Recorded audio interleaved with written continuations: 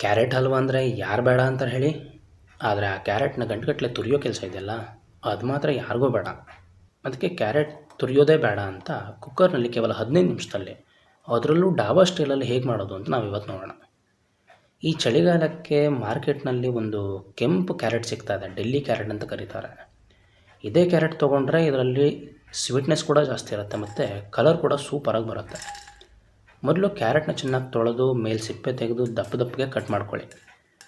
ಒಂದು ಕುಕ್ಕರ್ಗೆ ಒಂದು 2-3 ಚಮಚ ತುಪ್ಪ ಹಾಕಿ ಗೋಡಂಬಿ ದ್ರಾಕ್ಷಿ ಹುರ್ಕೊಂಡು ಅದೇ ತುಪ್ಪಕ್ಕೆ ಕ್ಯಾರೆಟ್ ಪೀಸ್ನ ಹಾಕಿ ಸುಮಾರು 2-5 ನಿಮಿಷ ಫ್ರೈ ಮಾಡಬೇಕು.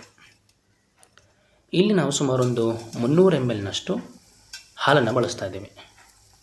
ಈ ಪಂಜಾಬ್ ಕಡೆ ಅಥವಾ ನಾರ್ತ್ ಇಂಡಿಯಾ ಕಡೆ ಈ ಕ್ಯಾರೆಟ್ನಲ್ಲೇ ಹಲ್ವಾ ಮಾಡೋದು ಜಾಸ್ತಿ. ಅದರಲ್ಲೂ ಚಳಿಗಾಲ ಬಂತು ಅಂದರೆ ಕಂಪಲ್ಸರಿಯಾಗಿ ಮಾಡೇ ಮಾಡ್ತಾರೆ.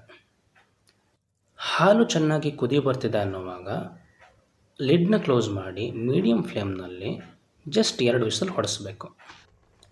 ಪ್ರೆಷರೆಲ್ಲ ಇಳಿದು ಕುಕ್ಕರ್ ತಣ್ಣಗಾದ ಮೇಲೆ ಆ ಲಿಡ್ಡನ್ನು ಓಪನ್ ಮಾಡಿ ನೋಡಿ ಎಷ್ಟು ಸಾಫ್ಟಾಗಿ ಕ್ಯಾರೆಟ್ ಬೆಂದಿದೆ ಅಂತ.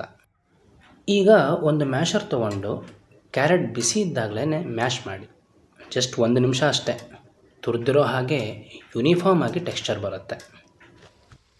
ಕ್ಯಾರೆಟ್ ಆಲ್ರೆಡಿ ಸಿಹಿ ಇರುತ್ತೆ, ಸೊ ಸಕ್ಕರೆ ನೋಡ್ಕೊಂಡು ಹಾಕಿ, ಅಥವಾ ನಂತರ ಕಂಡೆನ್ಸ್ಡ್ ಮಿಲ್ಕ್ ಹಾಕ್ಬೋದು.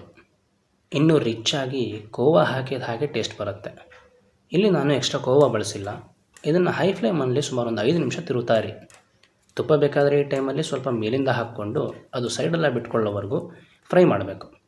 ಕೊನೆಗೆ ತುಪ್ಪದಲ್ಲಿ ಕರೆದಿದ್ದ ಗೋಡಂಬಿ ದ್ರಾಕ್ಷಿನ ಸೇರಿಸ್ಕೊಂಡಿದ್ದೀವಿ. ಸ್ವಲ್ಪ ಏಲಕ್ಕಿ ಪುಡಿ ಬೇಕಾದ್ರೂ ಹಾಕ್ಕೋಬೋದು. ನೋಡಿ ಟೆಕ್ಸ್ಚರ್ ಎಷ್ಟು ಪರ್ಫೆಕ್ಟಾಗಿ ಬಂದಿದೆ ಅಂತ. ಯಾರು ಹೇಳ್ತಾರ್ರಿ ಇದು ತುರಿದಿಲ್ಲ ಅಂತ? ಬಿಸಿ ಬಿಸಿ ಹಲ್ವಾ ಬಾಯಲ್ಲಿಟ್ಟರೆ ಬೆಣ್ಣೆ ಥರ ಕರಗೋಗುತ್ತೆ. ನೀವು ಈ ಈಸಿ ಮೆಥಡ್ನ ಟ್ರೈ ಮಾಡಿ, ಹೇಗೆ ಬಂತು ಅಂತ ಕಮೆಂಟ್ನಲ್ಲೇ ತಿಳಿಸಿ. ವಿಡಿಯೋ ಇಷ್ಟ ಆದರೆ ಲೈಕ್ ಮಾಡಿ. ಮತ್ತೆ ಸಿಗೋಣ.